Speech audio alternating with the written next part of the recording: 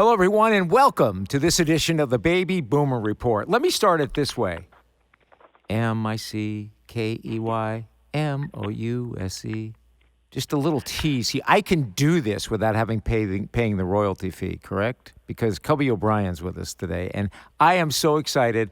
I'll tell you, when we started this Baby Boomer Report, to hear that we're going to get one of the first original Mouseketeers to come on this show, I was through the roof. Cubby O'Brien, welcome to the Baby Boomer Report. Well, thank you, Tony, for having me. I think it's fantastic.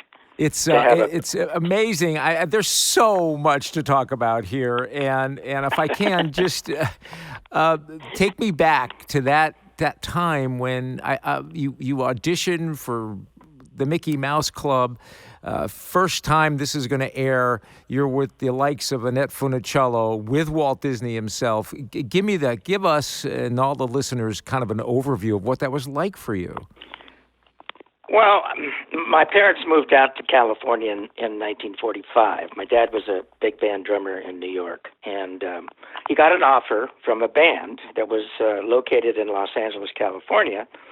So the band leader told him he'd have to relocate to California, but they'd love to have him be the drummer. So they moved out to California in 1945. My two brothers, older brothers, one was 9 and 10 years older than me, were born on the East Coast. They all came out, and I was born in 1946.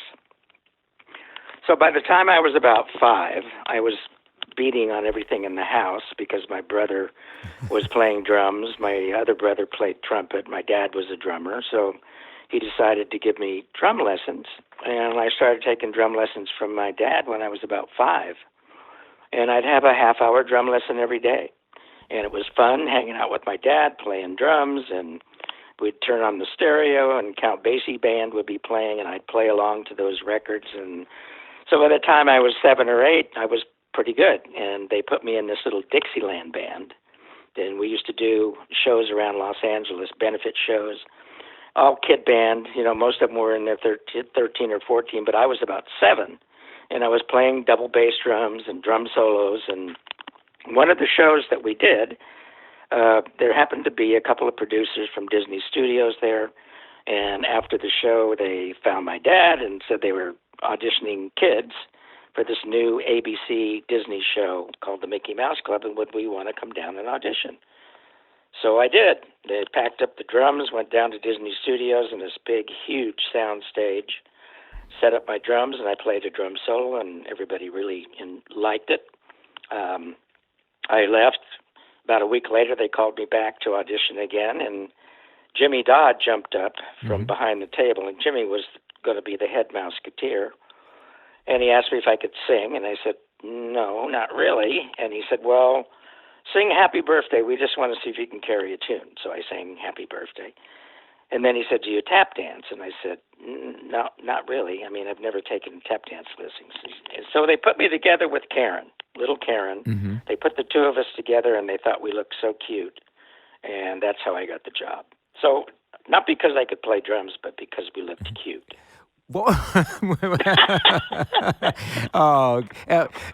I'm not even going to go down that road.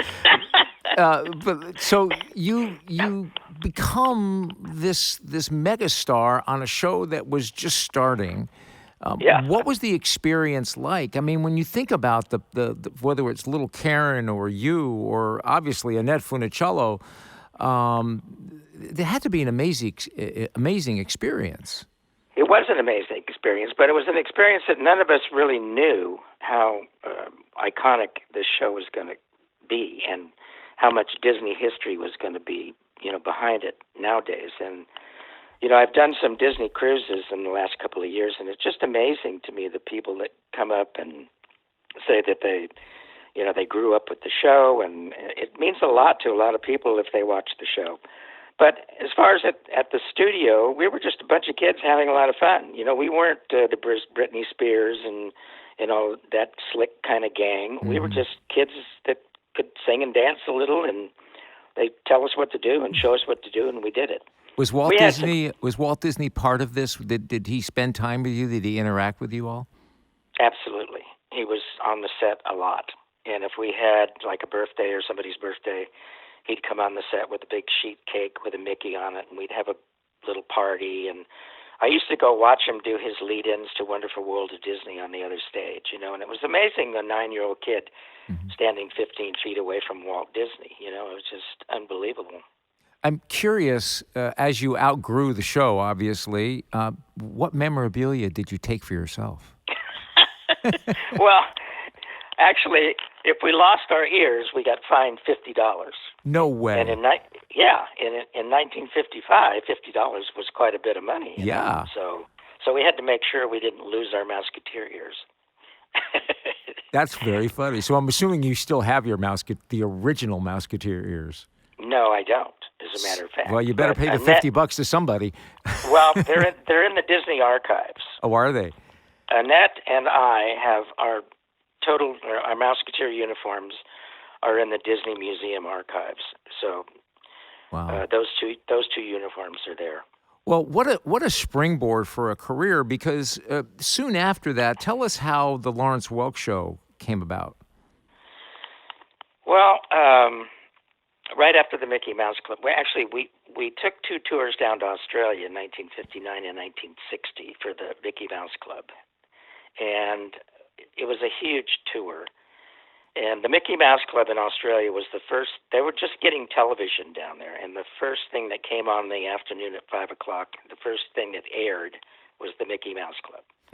So this was all brand new to Australia. So we were huge stars down there. I bet. When we landed in Sydney, there were like 20,000 people waiting for us at the airport. It was an amazing thing. So we went down there. And then, we kind of went our separate ways. I started going to Hollywood Professional School, which was a school in Los Angeles for kids that were in show business, so they could get out, do movies, and go to Las Vegas and take their schoolwork with them, and do that kind of thing. So Janet Lennon was around, and I just ended up going down and auditioning for Lawrence Welk. He wanted to have a junior band on his Wednesday night show, a kid band, and Janet was going to be like the band singer. So we would do a half an hour of the Wednesday night show, and then Lawrence's big band would take over and do the other half hour. And that only lasted for about 6 months. And then he asked me if I would stay on and do his Saturday night show, which was his main show. Yeah, that was the signature. And they put me together with Janet. We sang duets, and I tap danced on the show. I played the bongos. I conducted the orchestra. I did all kinds of things, and it was a lot of fun. I had a great time with him, but I don't know, after a couple of years of that, and it was live television, which was also interesting. If you made a mistake, it was on the air, So it was a whole different ball game. But after 2 years, I just really wanted to play drums, and I wanted to do more of that music than tap dancing and singing and acting and that kind of thing. And then you wind up, you go from Lawrence Welk to Spike Jones. You talk about, it's almost like the musical bends there. Well, I know.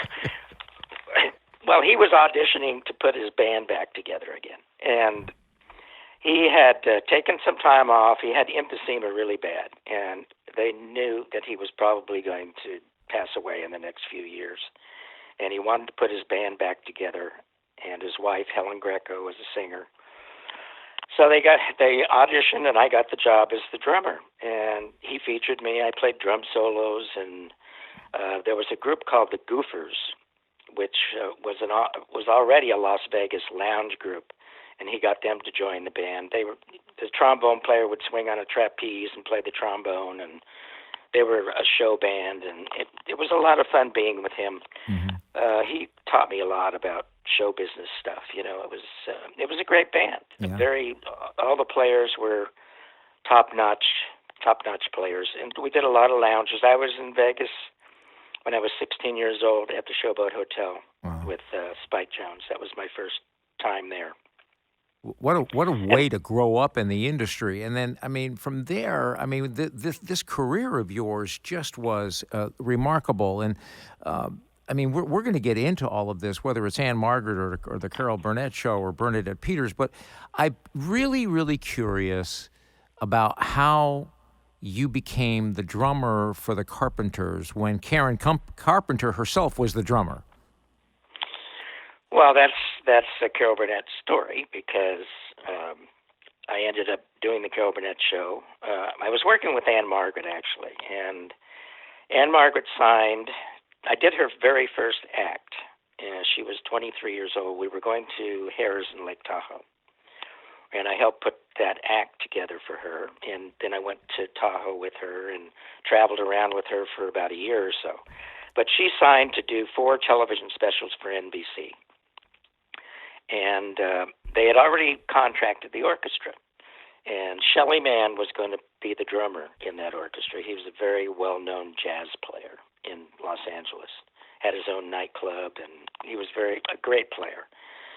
And Anne Margaret said, no, Cubby O'Brien is my drummer. Let's just pay Shelly, and I want him to do the shows. So that was my first introduction to really studio playing in Los Angeles. I met a contractor that was doing all kinds of stuff at Universal, and I met some other people, piano players that were doing Jim Nabors' show and stuff like that. So I ended up on the Jim Nabors' show, and I did that for 2 years. And then the drummer on the Carol Burnett Show was going to leave to do something else, and they asked me if I would go over to the Carol Burnett Show at CBS, so I did. And I went over to about 1968. I started on the Carol Burnett Show, and I did 6 seasons.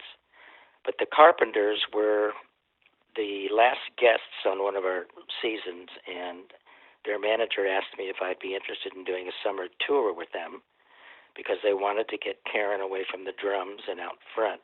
They wanted her to start fronting the band instead of being stuck behind the drums with a microphone in her face. So I learned the show in 2 weeks, walking around with a headset on. They'd had no music, nothing written out, so I had to learn everything. And I went on the road with them that year, and I just had so much fun with them that I decided not to go back to the Carol Burnett Show after 6 seasons. Well, we are going to continue this talk with Cubby O'Brien about the Carpenters and about all of the other things and the stars that he worked with, whether it was Julia Prowse, Bernadette Peters, or Joel Grey.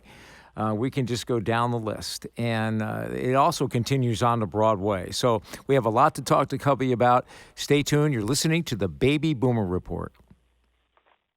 And welcome back to the Baby Boomer Report. We're talking with Cubby O'Brien, one of the original Mouseketeers who then went on to have this amazing career, and he's still performing, whether it was Lawrence Welk or opening up for Anne Margaret and going in the studio with her. And now we're talking to him about his opportunity and the time he spent leaving the Carol Burnett Show to join the Carpenters. So here are the Carpenters. They are now in the 70s, one of the groups. I mean, you have a voice in Karen that was, to this day, I mean, especially if you hear some of her signature songs, you still get chills for.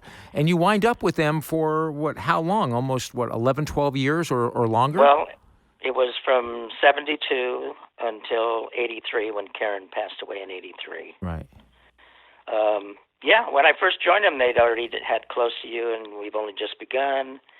They had big top 10 hits, and we were doing 10,000-seat stadiums. I loved doing that. And they were the most popular group in Japan at the time. We did 3 or 4 tours in Japan to sell-out crowds of 20,000 people, big stadiums, boxing stadiums. And it was an amazing thing. It was at the right time with them, and they had an amazing run for 6 or 8 years there. Did you do studio work for them, too, or just live work? No, we did studio work too. So are you on? You're on some of the albums? Yeah, I'm on Top of the World, a couple other things. But Richard used to like to use whoever the hot studio drummer was in town. Right. And Karen liked to play on some stuff too, and then I would play on some stuff too. So it was kind of a mix of I would do 1 or 2, and then Karen would do a couple, and the hot guy in town would do a couple. So, it was a lot of fun to do, really. Right. Just to get off this path for just a moment. We've talked to Tito Puente Jr. and he was talking about his father and how his father was inspired by Gene Krupa, and you said your father was a drummer. What was the inspiration with your dad, and did you look at Gene Krupa, and then as you got older, did you look at the Ginger Bakers of the world in the rock and roll? Sure. Of course. Yeah. But my heroes were people like Louis Bellson, Buddy Rich. Grady Tate. Right. Some of the really great big band drummers. I love that era. Yeah, how could you? But of course, not? But of course, there's so many great drummers. Right. So I took Karen to see Buddy Rich and Louis Bellson. They used to do a battle of the drums kind of thing, and they would. Every once in a while, they'd get together and have a big drum battle. So I took her to see Buddy in Los Angeles and Louis Bellson. And I had met Buddy a couple of times before, and so I took Karen back. And Buddy could be pretty cynical kind of a guy. he was a little hard to deal with sometimes. So I introduced him to Karen. I said, Buddy, this is Karen Carpenter. And he went, Karen Carpenter, you're my favorite drummer. And Karen... How funny is that? Yeah. We were walking out, and Karen said to me, do you really think I'm his favorite drummer? And I said, well, that's what he said. Yeah. I guess he does. I don't know. Yeah, there weren't very many drummers who were lead singers. I mean, there was obviously Karen. There was the group from England who had, and I'm trying to, it wasn't the Yardbirds. I'm trying to think off the top of my head. Then, of course, Phil Collins afterwards, because you never really saw too many. And the Eagles. And the Eagles, right, exactly. Yeah. So the tragedy, in such a tragedy with Karen, but still, after that, you move on, and I'm just going to mention names, and I want you to kind of tell me about them quickly. We'll go through them. The people you worked with, whether it was Julia Prowse, Bernadette Peters, Joel Gray, Debbie Reynolds, Andy Williams, Shields and Yarnell, just in the 80s alone, what a remarkable run. Well, that's what the 80s was for me. Las Vegas was, I hate to be old-fashioned here and say Las Vegas in the old days was much better than it is now. Well, this is the Baby Boomer Report. It's okay to say that. in my opinion, it was. We had the Riviera and the Desert Inn and those smaller places, where you could really go and see Frank Sinatra and Sammy Davis Jr. and Louis Prima and Keely Smith in the lounge. And it was an amazing place to go and work and be able to go see other great artists perform so close up. It was amazing. And I had the good luck to work with some great people. After Karen passed away, I had worked with Juliet Prowse in the 70s every once in a while. And so I started working with her, and we put together a couple of big acts, and she was always there. Howard Hughes was a big fan of hers and had her there at the Desert Inn a lot. And so I worked with her, and then Debbie Reynolds for about 5 years. I did 6 or 7 Christmas tours with Andy Williams, where we would leave a little bit before Thanksgiving and get back after New Year's. If I can interrupt, I'm a Christmas freak, right? I start playing Christmas music November 1st. So does my wife. Excuse me? I said, so does my wife. Okay. So November 1st is the date. Yeah, exactly. Well, when you think about the Christmas albums of all time, right? Yeah. You have to rank Andy Williams right up there, certainly in the top 5. Absolutely.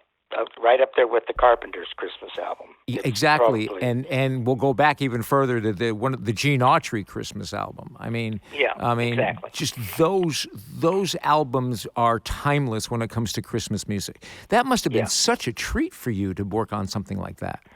Well, it was, and because, November and December are notoriously kind of dead as far as, entertainment. People are more likely to stay home and do the holidays and stuff. So it was a great time to be able to do a big tour with a big star like that. And we had a big choir, a huge orchestra. and we did mostly one-nighters. So we're traveling every day to the next place. The rhythm section, Andy's personal rhythm section, myself, the bass player, guitar player, his backup singer, and his wife, and Andy and I flew on his plane. And the orchestra would bus it, sometimes overnight. They would have to sleep on the bus and get to sound check, sometimes just in time to do the show that night, and then take off and go to some other city, you know. So, but it was a lot of fun, and Andy was great. I mean, what a voice. I mean, he could just walk out there and hit those notes, you know. It's just amazing. He was one of those where you said you could listen to him sing the phone book, right? I mean, it was exactly that kind of book. Karen was the same way. Yeah. She didn't have to warm up or do a big deal or anything. She just walk out there on stage and be in perfect pitch. I never heard Karen ever out of key. Yeah. Ever. That was such a she was like silk. It was incredible. Was when you were with Debbie Reynolds, was it the time when she was really kind of was it the Annie Get Your Gun period of time when she was just really, really taking off and really hot? She was pretty hot then. You know, she was paying off her ex-husband's mistakes, that kind of stuff. And she bought a hotel in Las Vegas, you know, that ended up tanking. But she was an interesting girl. You know, we after the shows, we'd go into her dressing room, and she loved to drink wine, and she'd get a little toasted and start telling those Hollywood stories about, you know, what's his name? Her husband's name, I can't think now, that was married to Eddie Fisher? Eddie Fisher, yeah. Right. She'd tell all those stories about Eddie Fisher, and so she was a hoot. You know, she was one of those people like Shirley MacLaine, you know, one of those women that had to protect themselves in Hollywood and were strong, and you know, the start of that whole thing. Yeah, we're going to talk about Shirley in a little bit, but I have to ask you, so we're mentioning all these people you're with, right? Whether it was Andy Williams and, you know, Anne Margaret and Juliet Prowse and, you know, the Carpenters. Did those celebrities, those visible icons, did they know you were an original Mouseketeer? Did any of them ever say to you, what was it like to be on the Mickey Mouse Club? Absolutely. Really? They all did. Yeah. They all did. I mean, every one of those people you mentioned. I also worked with Suzanne Summers for a long time. She did a lot of Vegas stuff, too. Yeah. But whenever they introduced me, they always introduced me as Mouseketeer Cubby. And Bernadette Peters, who I work with now, always introduces me as Mouseketeer Cubby, and it gets a big reaction from the audience because they don't expect me to be there, you know. So it's an interesting thing. Yeah, everybody that I've ever worked for knew that I was a Mouseketeer. It's one of the reasons I ended up working with Shirley MacLaine. Really? Was because her director, she wanted to put together a show band. She'd been working with a big band and just sit down players, you know, studio guys and all that, travel with her. She wanted to put a show band together of musicians that could do something else besides just sit there and play. Right. She wanted some excitement. And so her director, Alan Johnson, who was a great choreographer, I had worked with Alan on the Academy Awards with Bernadette and Peter Allen did an opening number, and Alan set the number for the Academy Awards that year. So when it came time, he suggested me to do it. So it's one thing led to another, you know. It's amazing how that works, right? It was quite amazing. Well, we're going to take another break, and we'll be right back. You're listening to the Baby Boomer Report. We have so much more to talk to Cubby O'Brien about, so don't go away. Welcome back to the Baby Boomer Report. We are talking to Cubby O'Brien, and I mean, what a remarkable career. And so you're with, whether it's the Carpenters, Carol Burnett, on and on and on that we've mentioned. But how do you find your way to Broadway? And I'm curious about that because you were part of probably one of the most, I mean, there are so many iconic Broadway shows, whether it's Chicago, whether it's Cats, you know, whether it's, you know, now, you know, you name it, you know, it's there. But you wind up probably in one of the most iconic Broadway shows in West Side Story. Tell me about how Broadway all of a sudden came into your life and became a major part of your life during the 90s. Well, I mentioned Alan Johnson to you, and Alan Johnson put together a tour after we did the Academy Awards with Peter Allen and Bernadette, and we toured for about 3 months in the summer. And I played for Peter Allen and for Bernadette, and we had a 16-piece big band traveling around. We ended up in Las Vegas at the Desert Inn for a week, and that was the end of the tour. And then I stayed in Las Vegas.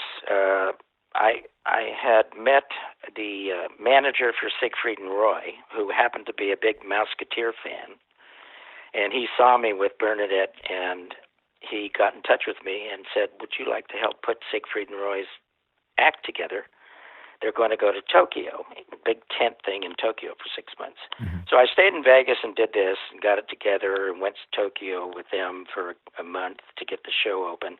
Came back to Las Vegas, and Alan Johnson called me, and he asked me if I would want to do this Broadway show that he is the only one that can mount. At the time, Alan Johnson was the only one that could do West Side Story, put it together.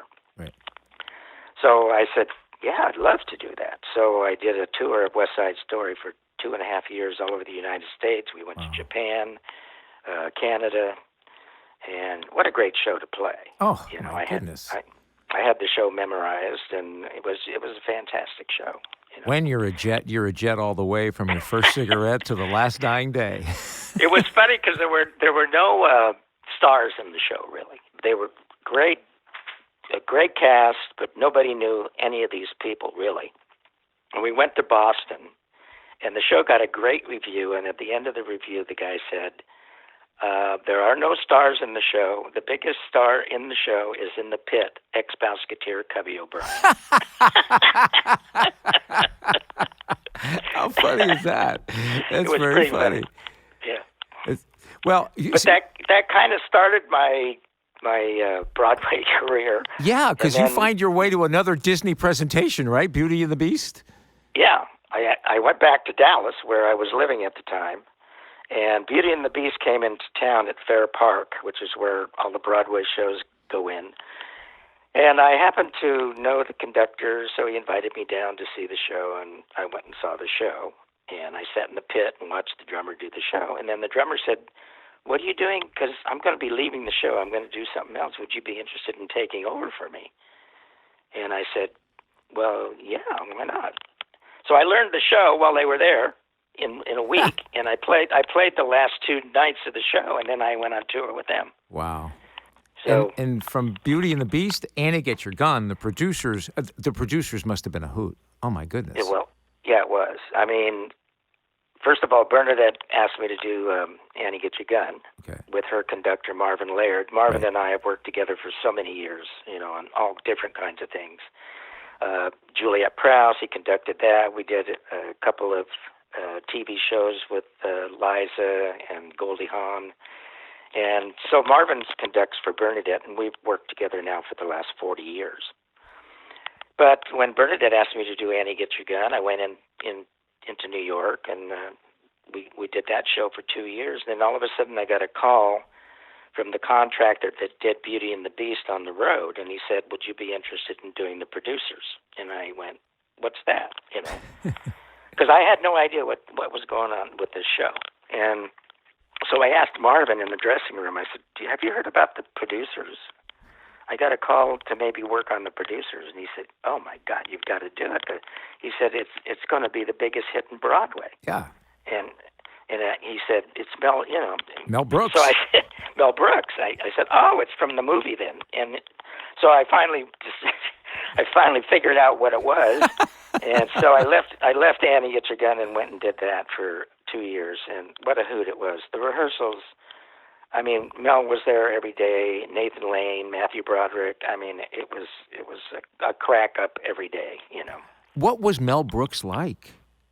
He was fantastic, He just sat there and had all kinds of ideas, and he wrote all the songs in the show, Springtime for Hitler and all these songs. He's an amazing guy, and he started out as a drummer in the Catskills. He was a drummer. Yeah. Yeah, we just talked to Julie Budd, and that's where she made her start in the Catskills. It's remarkable what the Catskills has done for the entertainment world, right? I used to go up there with Joel Gray all the time, and of course we'd go down to Florida too, and I worked with Joel many years in Las Vegas also, so it's he's a great guy too. I mean, I loved working with Joel. He was the last of the real great song and dance guys, Yeah. He was great. Such a talent. When you think about song and dance guys, of course, Fred Astaire, more dance than song, but learned song. Right. And then you had Gene Kelly, who was more song than dance, but learned dance. Right. Joel Gray was really the quintessential song and dance guy. He was equal. Yeah. It was unbelievable. I watched a couple of tapes of him on Ed Sullivan's show, and he was fantastic. Yeah. Well, from the producers, which was this, rip-roaring, side-splitting, slapstick, on and on and on. You go to Gypsy and then Chicago. Again, iconic Broadway shows. Well, Bernadette was scheduled to do Gypsy. She was actually scheduled to do it a year before she actually ended up doing it. But Sam Mendes, the director, it wasn't available, so they postponed it for a year, which really helped me, because if they would have done it a year before, I would have been right in the middle of the producers and probably wouldn't have left, But I had been with the producers for a little over 2 years, and Bernadette wanted me to do Gypsy with her and Marvin, and so I had to make a decision whether I should leave this big hit show and go do it with Bernadette. But I decided to go with Bernadette, and it was a good decision because she's a lifelong friend, and I've worked with her for so many years, So we're going to take one more break, and then we're going to come back with what you're doing today and some advice to the baby boomer out there now, because at age, 73, Cubby? Am I correct with that? That's right. 73 years old, you are still running and gunning and performing and you can still flip those drumsticks. So we'll be right back. You're listening to the Baby Boomer Report. All right. And welcome back to the Baby Boomer Report. We are so fortunate. What a great story with Cubby O'Brien, one of the original, if the original Mouseketeer, and from Mouseketeer to the Carol Burnett Show to the Carpenters to, you name it, he's done it, Broadway. And at 73, you are still going strong, and you're touring with Bernadette Peters, correct? Yeah, Bernadette does maybe 25, 30 dates a year, and it's just perfect. I live in Eugene, Oregon now, so I either fly out of Portland or sometimes I can fly out of here. But, I just go do Thursday, Friday, Saturday, Sunday, and come back, and a couple of weeks go by, and we do another date somewhere, so it's perfect. And if she does another Broadway show that I can get involved in, I might go back to New York and do it with her, I love the fact, and that's why we're doing this Baby Boomer Report, Cubby, is that we want to tell the baby boomer who's anyone from 60 to 75, 80 years old that life doesn't end because you're a baby boomer in that age group of 60. You're getting AARP and you're getting your Social Security benefits and you're on Medicare and all of this. That doesn't mean life stops. That means you can still continue to thrive. Can you talk about your why you want to continue and how it drives you, and maybe a little advice for the baby boomer who thinks that maybe they're not sure they can still be productive in life? Well, I think anybody can keep going. You just have to be passionate about something that you really want to do, or even if you just want to volunteer, even if you just need to get out of the house 3 or 4 days a week and go do something, you can still be productive. And my brother is 10 years older than me. He's 83. And he lives in San Diego, and he keeps asking me, well, when are you going to quit doing this touring thing? I say, well, why should I quit? I play with great musicians. Bernadette is a big star, and it keeps me going. We do symphony orchestras. I play with, marvelous players, so we have a great bass player from Los Angeles, Kevin Axt, and we have a good team with Marvin. So we do trios with Bernadette. We do 11-piece band with Bernadette. We do a 26-piece band with Bernadette. And we do symphony orchestras. So there's a lot of different things, different concepts that we do. Are you as good a drummer today as you were 25 years ago?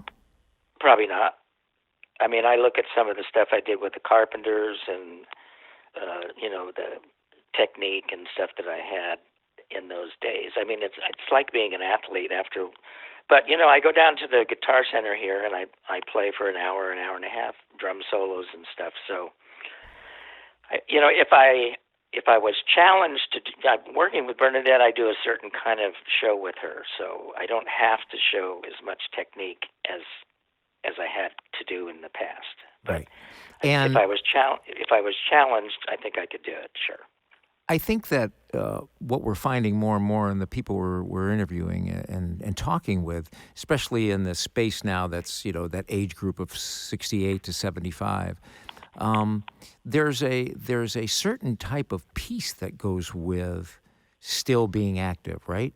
There's a peacefulness that goes with it. Can you talk about that a little bit?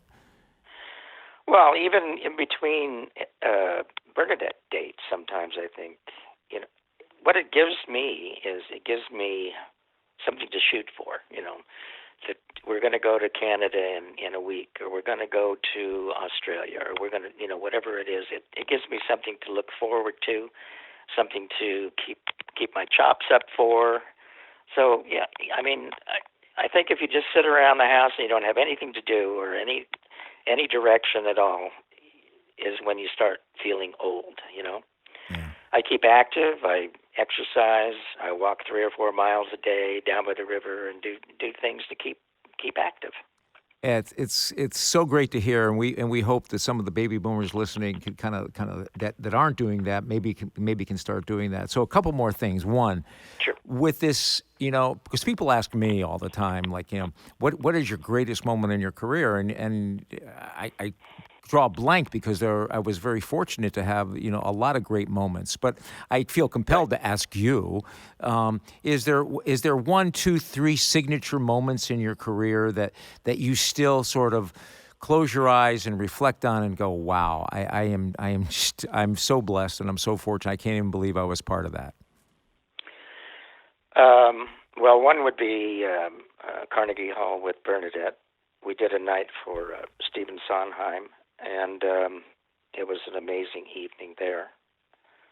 We did a 2.5-hour show with an intermission, and the second half of the show was all Sondheim stuff, which Bernadette still sings in her act. She loves Stephen. So yeah, how could you not? So, but that was a fantastic evening, for us. And, some of the great symphonies that we've worked with, the London Symphony, we did the Opera House in Sydney for 3 nights. Those kind of things. Went to Monaco with Joel Gray. We did the Princess Grace Ball down there together.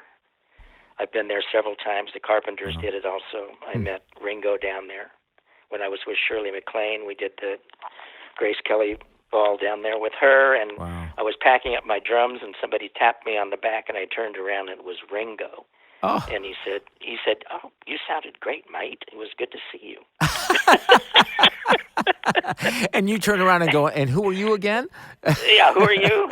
What was the name of the group? The Beatles? Oh, yeah.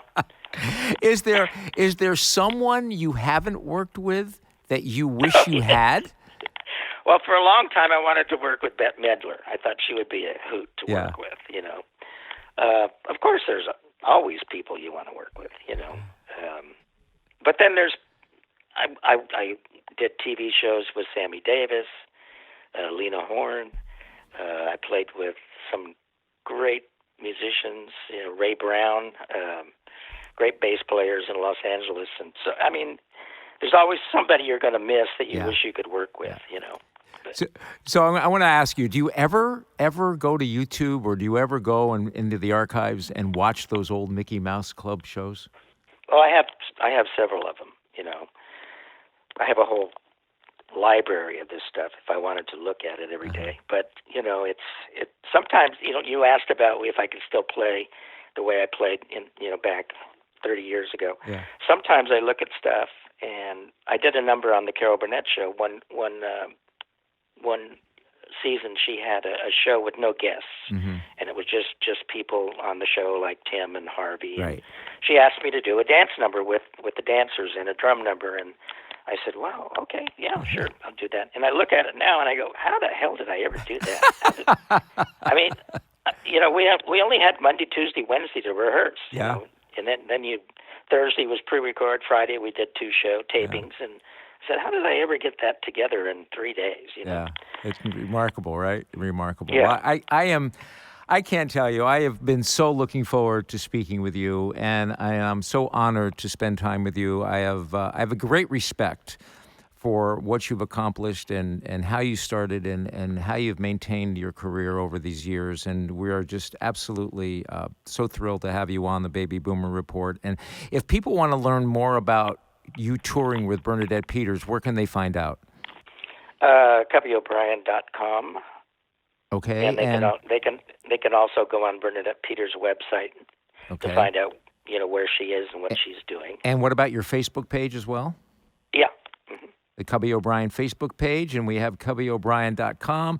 You can't miss it. We will make sure we link the Baby Boomer Report Facebook page to the Cubby O'Brien Facebook page, so you have all the dates that you're going to be touring with Bernadette Peters. And I can just tell you we're very thankful and loved having you on. And Mickey Mouse. I'm sorry, it's just the way it is. See you real soon. Okay, see you soon. Thanks a lot for including me. I really appreciate it. It's our honor. Ladies and gentlemen, Cubby O'Brien, you've been listening to the Baby Boomer Report.